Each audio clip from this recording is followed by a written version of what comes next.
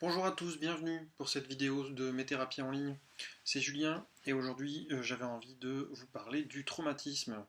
Et pour vous expliquer ce qu'est un traumatisme, je vais utiliser le film d'animation Kung Fu Panda 2 que j'aime beaucoup et qui me semble très parlant pour expliquer ce qu'est un trauma. Alors pour ceux qui n'ont pas vu et qui ne connaissent pas Kung Fu Panda, comme son nom l'indique, c'est l'histoire d'un panda qui aime le Kung Fu. Lors du premier épisode, en fait, Po, le héros, va être confronté à plein d'aventures qui vont lui permettre de devenir un maître du kung-fu, et il va devenir donc à la fin du premier épisode le guerrier dragon.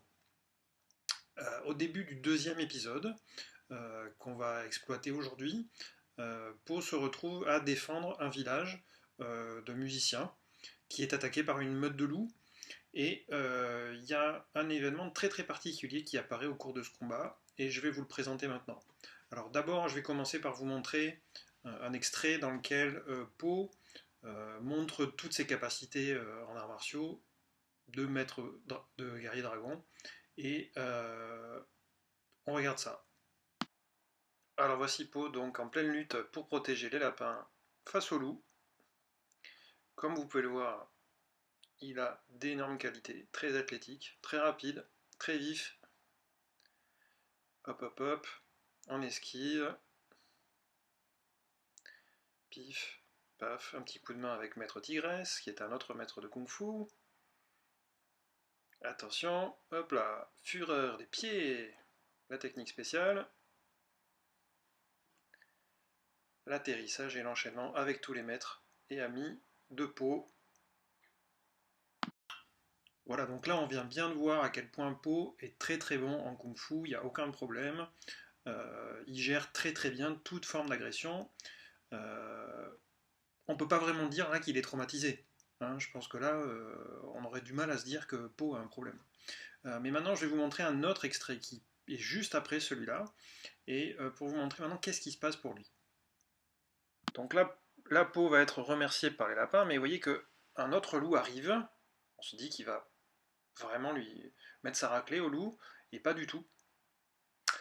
En fait, vous voyez que Po est replongé dans son passé, apparemment, et ne sait plus quoi faire, et donc prend un énorme coup de marteau dans la tête, avant de s'effondrer sur les lapins. Donc là, qu'est-ce qui s'est passé en fait, hein, parce qu'on a très bien vu que c'est un très grand maître de kung-fu, il sait très bien se battre face à plein d'adversaires en même temps, et tout d'un coup, soudainement, la fleur rouge là qui voit apparaître, l'espèce d'œil rouge plutôt, que Po aperçoit sur l'épaule du loup, en fait, va complètement le figer. Il va se retrouver complètement projeté à une autre époque de sa vie. Il est plus du tout dans le présent à combattre le loup, là il part complètement, et on voit une femelle panda apparemment, hein, qui a l'air d'être sa mère, et Po perd tous ses moyens et donc se retrouve à prendre un énorme coup de massue de la part du loup.